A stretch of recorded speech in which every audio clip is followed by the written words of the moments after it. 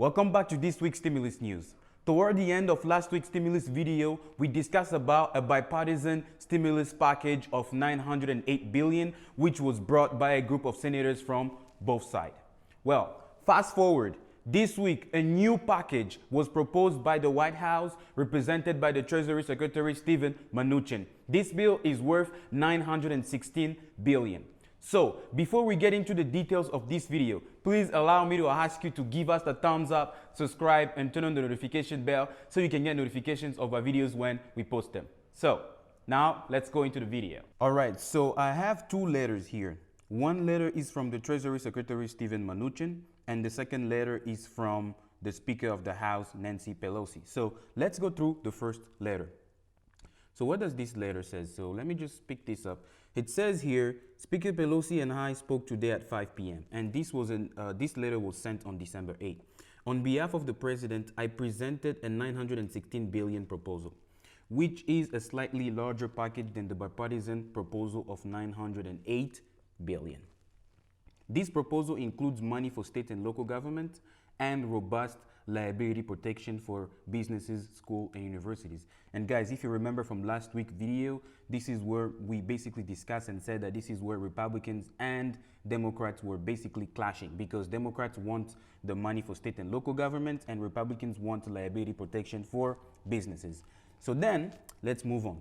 As part of this proposal, we will fund it using $140 billion in unused funds from the Paycheck Protection Program and $429 billion in Treasury funds. Chief Meadows and I have reviewed this proposal with the President, Leader McConnell, and Leader McCarthy. Also, if you remember from last week's video, we also discussed that, Leader McConnell has always been saying that he would not sign off on a bill that is above $550 billion. But here you can see that he's actually compromising and he signed off on a bill, on a proposal. He signed off on a proposal that is actually way bigger than the proposal that they had proposed back a while ago and was blocked in the Senate by Democrats. And then to just finish this, it says, I look forward to finishing bipartisan agreements so we can provide this critical economic relief to American workers, families, and businesses. So now, let's move on. We have another correspondence here from Nancy Pelosi. So what does this letter say? This letter says here, while it is progress that Leader McConnell has signed off on a $916 billion offer that is based off of the bipartisan framework, the President's proposal must not be allowed to obstruct the bipartisan congressional talks that are underway. This is basically the proposal of $908 billion from last week. Members of the House and Senate have been engaged in good faith negotiations and continue to make progress.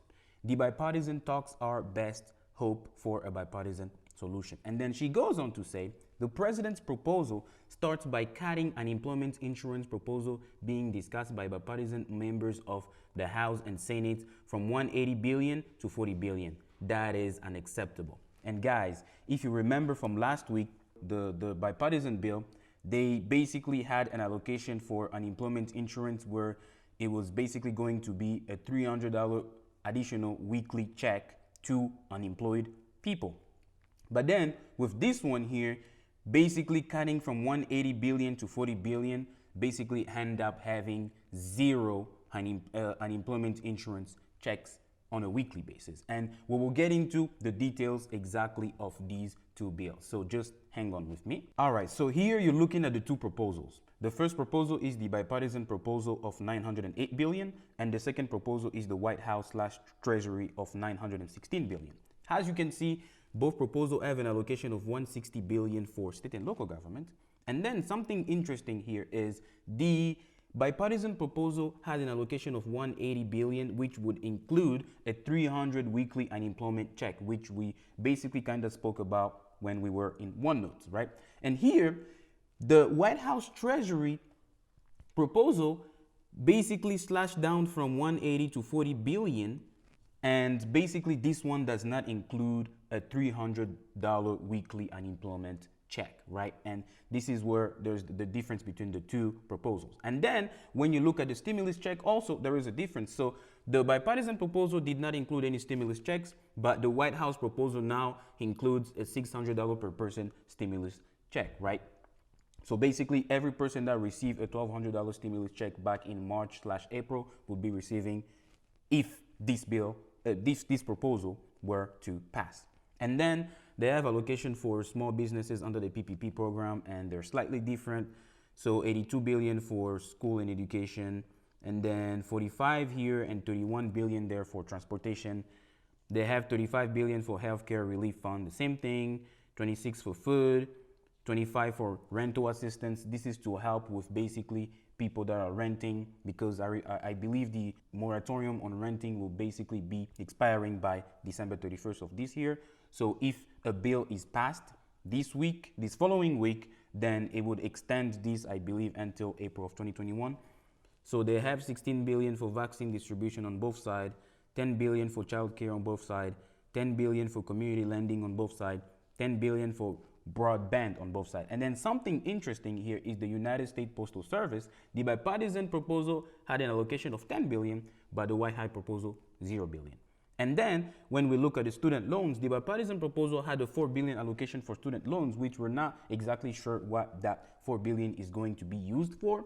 But the White House treasury proposal has an allocation of 0 billion. But something interesting is you would realize that the 4 billion from the student loans on the bipartisan proposal was moved from there to basically charitable meals tax deduction on the White House treasury proposal.